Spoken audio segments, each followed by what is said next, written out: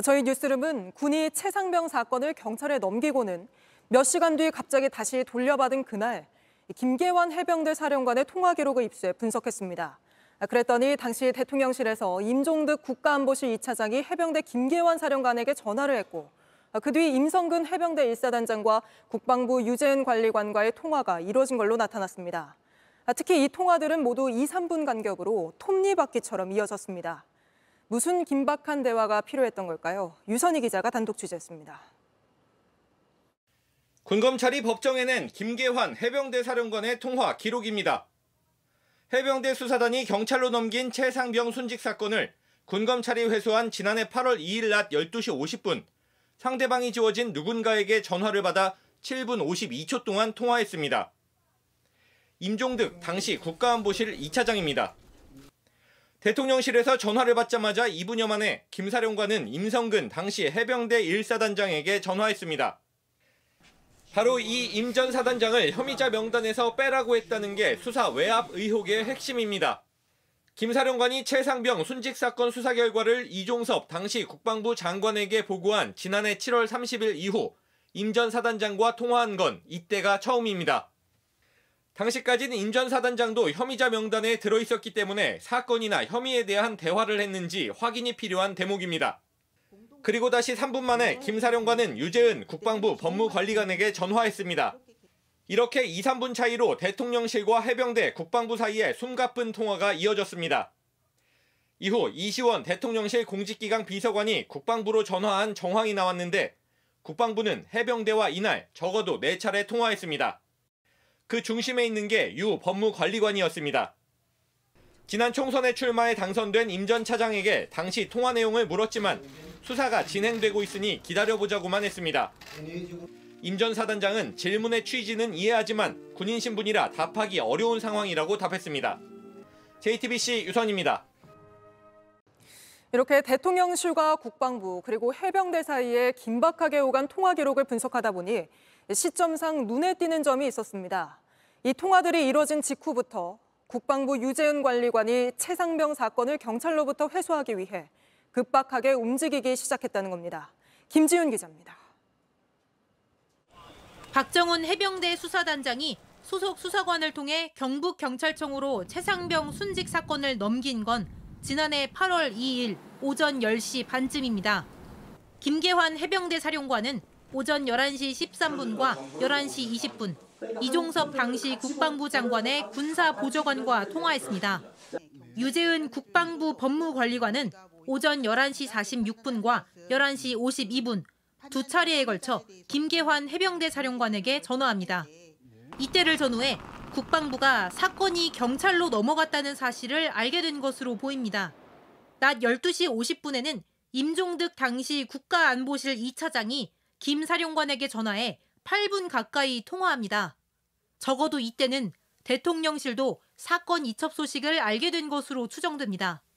임 전 차장의 전화를 받은 김 사령관이 임성근 당시 해병대 1사단장과 유 법무관리관에게 연달아 전화합니다. 별다른 움직임이 없던 국방부가 이때부터 급박하게 나섭니다. 유 법무관리관은 임 전 차장의 연락을 받은 김 사령관과 통화한 뒤 오후 1시 50분쯤 당시 경북경찰청 수사부장에게 전화해 사건 회수 논의를 시작했습니다.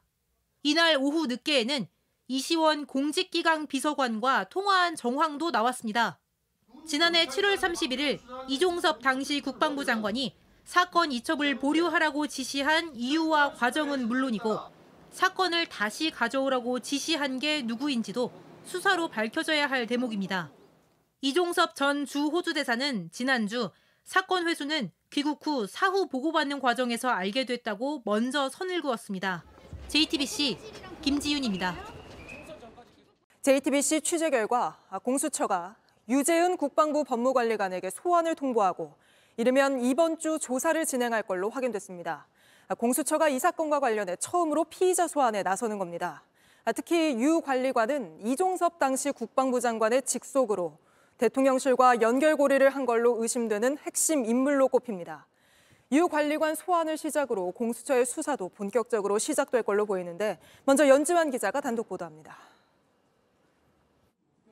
유재은 국방부 법무관리관은 지난해 8월 최상병 사건을 수사하던 박정훈 당시 해병대 수사단장에게 전화를 걸었습니다. 박 전 단장은 유 법무관리관이 관련자들에 대한 각각의 혐의 사실을 보고서에서 빼고 사실관계만 적으라 했다고 말했습니다. 참모로서 그 부사법 해석에 대해서 말씀을 드린 거고요. 네. 제가 지시권자가 아니기 때문에 그분한테 지시할 권한도 없고. 하지만 이런 의견이 반영된 결과 임성근 당시 해병대 1사단장의 업무상 과실치사상 혐의가 빠지게 됐습니다. 이런 유 법무관리관이 당시 해병대 측은 물론 대통령실 관계자들과 통화한 사실도 새롭게 드러났습니다. 수사 외압 의혹의 핵심 인물로 유 법무관리관이 지목되는 이유입니다. 이 때문에 공수처는 유 법무관리관을 우선적으로 조사가 필요한 인물로 꼽았습니다. 취재 결과 유 법무관리관에게 소환을 통보하고 이르면 이번 주 조사할 계획입니다. 이번 사건과 관련한 첫 피의자 소환입니다. 공수처 관계자는 지난주 압수물 포렌식이 마무리됐다며 수사에 속도를 낼 것이라고 밝혔습니다. 특검법에 대해선 고려하지 않고 일정대로 수사하겠다는 입장입니다. JTBC 연지환입니다. 공수처가 유재은 법무관리관을 주목하는 이유는 국방부와 대통령실 간의 연결고리 역할을 했던 정황이 드러났기 때문입니다. 특히 대통령실 이시원 공직기강 비서관과도 통화한 정황이 나오면서 수사가 더 확대될 가능성도 나옵니다. 이시원 비서관은 검사 출신으로 대통령에게 대면 보고를 하는 최측근 참모로 알려진 인물입니다. 이어서 이서준 기자입니다. 국방부 검찰단이 최상병 사건을 경찰에서 다시 가져온 지난해 8월 2일. 이시원 대통령실 공직기강 비서관은 유재은 국방부 법무관리관에게 여러 차례 전화를 했습니다. 그리고 이날 오후 늦게 통화를 했습니다. 유 법무관리관이 이 비서관과 어떤 통화를 했는지에 따라 수사 범위가 확대될 수 있는 겁니다. 그래서 공수처는 유 법무관리관이 대통령실 개입 의혹을 밝힐 핵심 열쇠로 보고 있습니다. 검사 출신인 이 비서관은 윤석열 대통령에게 대면 보고를 하는 최측근 참모로 통합니다. 여러 비판에도 윤 대통령은 서울시 공무원 간첩 조작 사건의 담당 검사였던 이 비서관을 대통령실 비서관으로 임명했습니다. 야당은 이 비서관이 자리에서 물러나 공수처의 수사를 받아야 한다고 주장했습니다. 공직기강 비서관이 공직기강을 무너뜨려서 국기를 물러나게 한 것으로 이것은 스스로 물러나거나 아니면 대통령이 먼저 선 파면 이후에 수사받도록 해야 됩니다. 이에 대해 대통령실 관계자는 수사 중인 사안이라 대통령실에서 입장을 내는 것은 부적절하다고 말했습니다. 공수처는 유 관리관의 조사 결과를 토대로 이 비서관 조사 여부를 검토할 것으로 알려졌습니다. JTBC 이서준입니다.